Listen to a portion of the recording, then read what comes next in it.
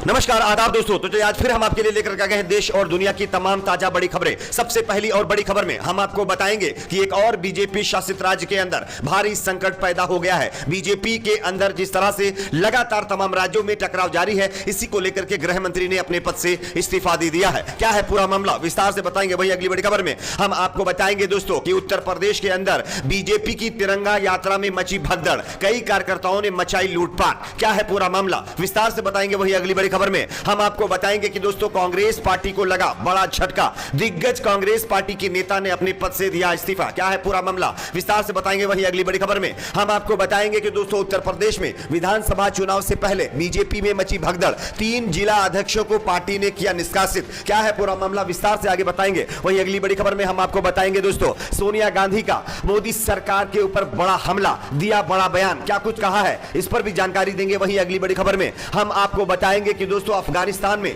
चल रहे संग्राम के बीच ताजा अपडेट सामने आ रही है। यहां पर हामिद करजई अंतरराष्ट्रीय हवाई अड्डे से अभी एक बड़ी खबर सामने आ रही है। इसी के साथ साथ दोस्तों कि अफगानिस्तान के जो राष्ट्रपति हैं अशरफ गनी, उनके देश छोड़ने के बाद उन्होंने एक फेसबुक पोस्ट जारी करके बताई पूरी सच्चाई। क्या कुछ उन्होंने कहा है इस पर भी अपडेट विस्तार से हम आपको देंगे। साथ ही साथ तालिबान से जुड़ी कुछ और बड़ी अपडेट हम आपको बताएंगे। अफगानिस्तान के मामले पर क्या कुछ कहां चल रहा है, लेकिन उससे पहले छोटी सी रिक्वेस्ट आपसे करेंगे, वीडियो को लाइक करके चैनल को सब्सक्राइब जरूर कर लीजिए। बात करते हैं पहली और बड़ी खबर की। जैसा कि आप सभी जानते होंगे, कुछ दिनों पहले आम आदमी पार्टी के दिग्गज नेता और राज्यसभा सांसद संजय सिंह ने देश के गृह मंत्री अमित शाह के ऊपर सवाल खड़े करते हुए यह कहा था कि जब से गृह मंत्री अमित शाह के हाथ में गृह मंत्रालय आया है, तब से देश की तमाम राज्यों की सीमाओं के ऊपर लगातार टकराव जारी है। वहीं दूसरी तरफ लॉ एंड ऑर्डर के मामले पर गृह मंत्री पूरी तरह से फेल हो चुका है। इसी के चलते गृह मंत्री अपने पद से इस्तीफा दे दे। लेकिन अब जानकारी मिल रही है कि मिजोरम और असम की सीमा पर चल रहे विवाद के बीच मेघालय के गृह मंत्री लहकमन रिम्बुई ने अपने पद से इस्तीफा दे दिया है। दरअसल उनके इस्तीफा देने के पीछे की वजह कुछ ऐसी है कि मुख्यमंत्री कोनराड के संगमा को लिखे इस्तीफे में बताया गया है कि जिस तरह से वहां पर एक उग्रवादी नेता को जो समर्पण उन्होंने किया था, उस मामले पर पुलिस जब उनके घर पे छापे मारने गई, तब उस उग्रवादी की कैजुअलिटी हो गई थी। इसी मामले पर वहां पर हिंसा हुई है, यानी कि मेघालय के अंदर हिंसा हुई है, और इसी हिंसा के चलते गृह मंत्री ने इस मामले पर अपने आप पर सारी चीजें लेते हुए इस्तीफा दे दिया है। और बताया जा रहा है कि मेघालय के मुख्यमंत्री को इस्तीफा भी सौंप दिया है, जिसके बाद अब ये सवाल खड़े होने लगे हैं कि क्या मेघालय के अंदर बीजेपी और जो गठबंधन की सरकार चल रही है वो आगे भी चल पाएगी या फिर ये सरकार गिर जाएगी। ये देखने वाली बात होगी, लेकिन ये बड़ा मामला सामने आया है। बात करते हैं अगली बड़ी खबर की। अगली बड़ी खबर आ रही है उत्तर प्रदेश से, जहां पर बीजेपी की तिरंगा यात्रा के अंदर भयंकर भगदड़ मची है। आप इस खबर को देख सकते हैं दोस्तों। उत्तर प्रदेश के कौशांबी में भारतीय जनता पार्टी विधायक संजय कुमार गुप्ता की तिरंगा यात्रा में पेट्रोल से भरी बोतल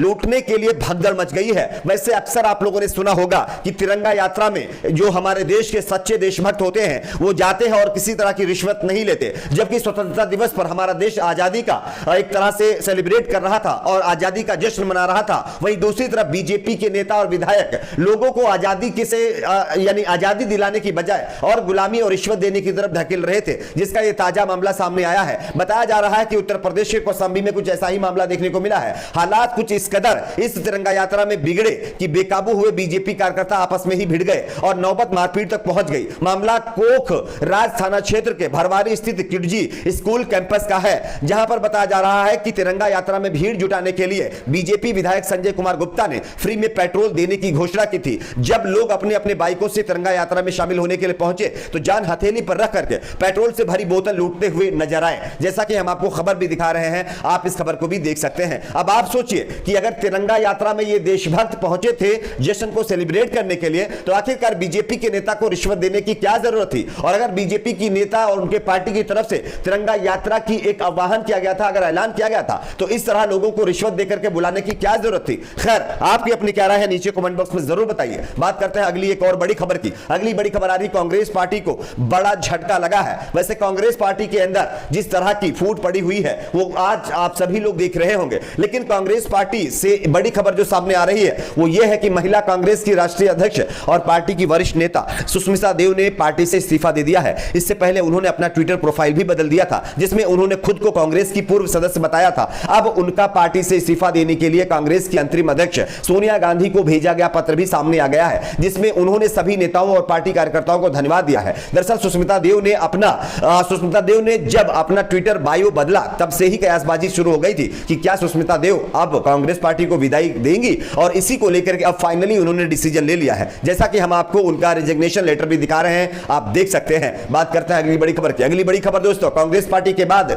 बीजेपी के अंदर भी भगदड़ मच गई है। उत्तर प्रदेश में होने वाले विधानसभा चुनाव से पहले बीजेपी के नेता अब लगातार अपनी पार्टी से बगावत करते जा रहे हैं। आप इस खबर को देख लीजिए। उत्तर प्रदेश में बीजेपी ने 3 जिलों के जिलाध्यक्षों पर बड़ी कार्रवाई करते हुए उनको उनके पद से हटा दिया है। इन पर पंचायत चुनाव में गड़बड़ी और संगठन के कार्यक्रम व गतिविधियों में निष्क्रियता का आरोप लगाते हुए पार्टी ने अपनी पार्टी से निष्कासित कर दिया है। इन तीनों जिलों में पार्टी ने नए जिलाध्यक्ष नियुक्त कर दिए हैं, जिसमें मैं आपको नाम बता देता हूं, गोंडा, मेरठ, इटावा, इन तीनों जगहों के जिलाध्यक्ष बीजेपी ने हटा दिए हैं। साथ ही साथ बताया जा रहा है कुछ और ऐसे जिले हैं जहां से बीजेपी अपने जिलाध्यक्षों को हटा सकती है और उनको पार्टी से निकाल सकती है, क्योंकि जिस तरह से बीजेपी का इंटरनल सर्वे सामने आया है उसमें साफ तौर पर यह नजर आता है कि बीजेपी अगर 100 सीट इस बार विधानसभा चुनाव उत्तर प्रदेश में जीत जाए तो बहुत बड़ी बात होगी। इसलिए आरएसएस बीजेपी पूरी तरह से उत्तर प्रदेश के विधानसभा चुनाव से पहले सक्रिय हो चुके हैं, और जो भी नेता पूरी तरह से पार्टी में सक्रिय नहीं है उनको निकालने का काम शुरू हो चुका है। बात करते हैं अगली बड़ी खबर की। अगली बड़ी खबर आ रही है दोस्तों,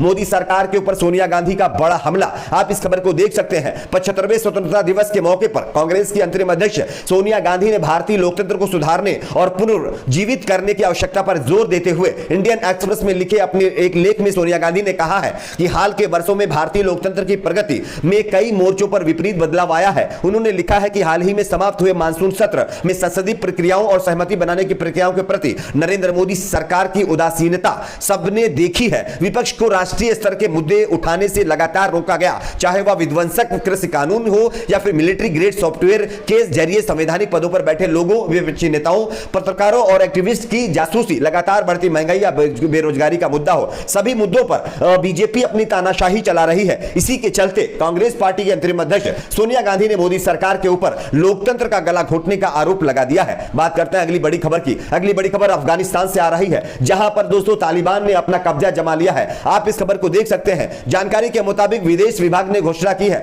यानी कि अमेरिका के विदेश विभाग ने घोषणा की है कि अमेरिकी सैन्य बलों ने काबुल में स्थित हामिद करजई अंतरराष्ट्रीय हवाई अड्डे को सुरक्षित कर लिया है। इसने आगे कहा है कि अफगानिस्तान की राजधानी में अमेरिकी दूतावास को पूरी तरह से खाली करा लिया गया है। तालिबान के शहर पर नियंत्रण करने के कुछ घंटों के भीतर प्रवक्ता नेड प्राइस ने एक बयान में कहा है कि सभी दूतावास कर्मी हामिद करजई अंतरराष्ट्रीय हवाई अड्डे के परिसर में स्थित कर दिए गए हैं। साथ ही साथ अब अमेरिका की तरफ से ऐलान कर दिया गया है कि हामिद करजई इंटरनेशनल एयरपोर्ट को अपने कब्जे में लेने के लिए 6000 सैनिक वहां पर भेज दिए हैं, यानी कि अमेरिका के 6000 सैनिक अब काबुल पहुंच चुके हैं। बात करते हैं अगली बड़ी खबर की। अगली बड़ी खबर आ रही है दोस्तों, अफगानिस्तान के राष्ट्रपति अशरफ गनी के देश छोड़ने के बाद उनका एक फेसबुक पोस्ट सामने आया है, जिसमें उन्होंने लिखा है कि अगर मैं देश ना छोड़ता तो मेरे पक्ष में आकर के देशवासी लड़ाई करते। इसके चलते जो है बेतहाशा कैजुअलिटी हो सकती थी, जिसकी वजह से हमने देश को छोड़ दिया है। तो इस तरह की अपडेट सामने आ रही है। इसी तरह की और खबरों को देखने के लिए वीडियो को लाइक, चैनल को सब्सक्राइब जरूर करें।